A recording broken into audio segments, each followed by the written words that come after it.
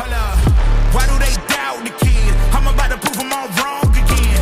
I got a low tolerance, cause they don't even know what the problem is. It's me. You waiting on the boy to fail, then hold your breath and face your death. Cause you play a roulette with each step I progress, no less. Go ahead and place your bet.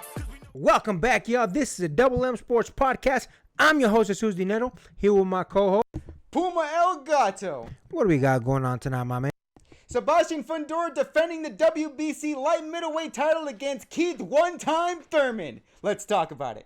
So now that Sebastian Fundora has beat Tim Tszyu for the second time, this time more decisively than the first time, now we have this fight between him and Kieth Thurman. You know, Kieth Thurman to me has been an anomaly, man. He, for a long time, when he was, I know he's still one time, but when he was getting busy, when he was active, when Mayweather was still active, and Kieth Thurman was fighting then, Kieth Thurman was constantly asking for a fight against Mayweather. And at that time, I'll be honest, I personally didn't believe he could beat Mayweather, but a lot of people did. Ever since then, you know, Kieth Thurman has been on this weird hiatus where he fights and then he doesn't fight for like 2 years, and then he fights and then he doesn't fight for like another year and a half, and then he fights and then 2 more years go by. So he's been on this weird tangent where he's like been active and not active, and there's been a point where I thought he was retired, so on and so forth, all that back and forth.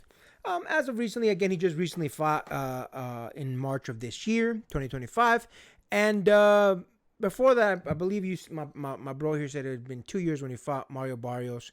That, so on and so forth. Listen, that being said, I think this is a good fight. I like this fight. I'd like this fight because even though Kieth Thurman has not been super active, even though Kieth Thurman has not been the Kieth Thurman of old, I think he's been able to maintain some of the things that I like to see a fighter maintain when they've been taking so much time off. Kieth Thurman is still a good fighter. Not phenomenal, not the Kieth Thurman of the old, but he's still a good fighter.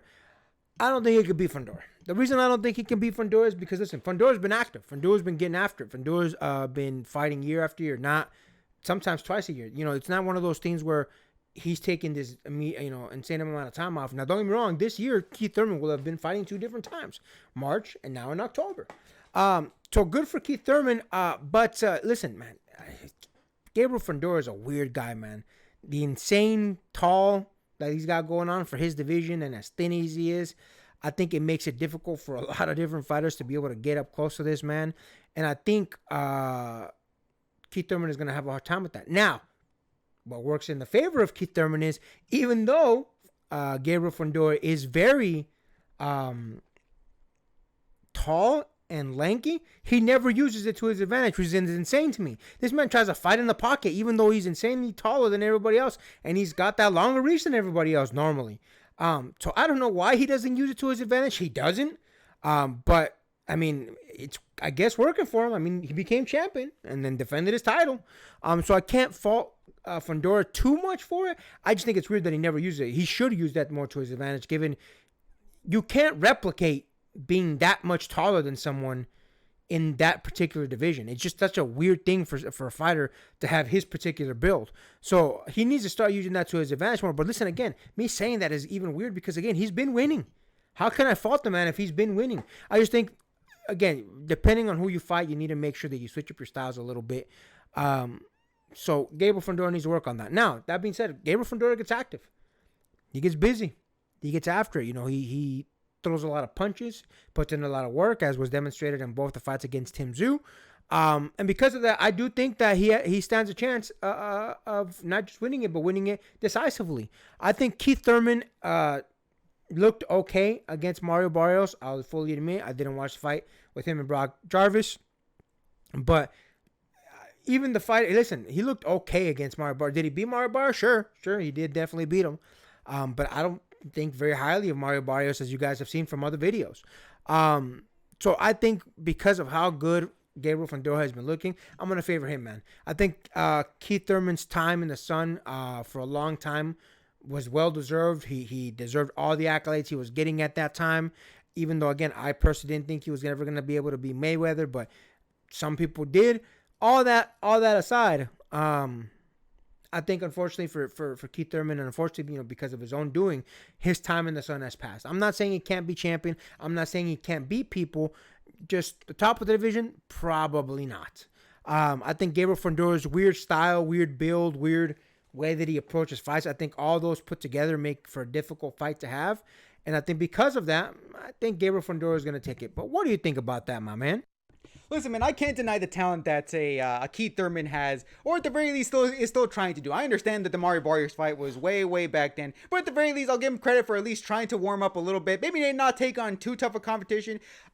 Originally, I was gonna knock him for basically fighting somebody that didn't really have a reputable record, such as a Brock Jarvis. But I'm like, look, maybe he's trying to prep up for the fight against Sebastian Fundora, so I'll let it slide. This is his warm up fight. He's trying to keep warm. The problem with that is that you're trying to keep warm against somebody that's actively hot right now. That's somebody that's been active, that's been putting on records, that's been putting on stellar performances against the likes of Tim Tszyu. No, like he said to me off record, the Tim Tszyu fight, or at least the first fight that he had against Tim Tszyu, it ended in controversial fashion where it didn't really look like Sebastian Fundora put that much of a mark on him.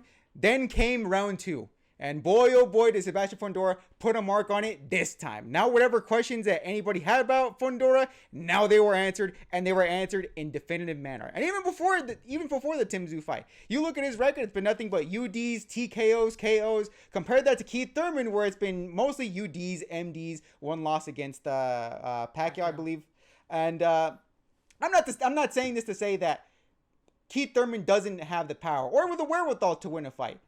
But to win it in such a definitive manner as a Sebastian Fundora, between the two, I'm going to pick Fundora between the two of those. Not only does he have more of the energy, more of the power, more of the weird lankiness that he has as such a boxer that, for whatever reason, any particular strategy that's working against him, or at least that should be working against him, has actually been going up in his favor.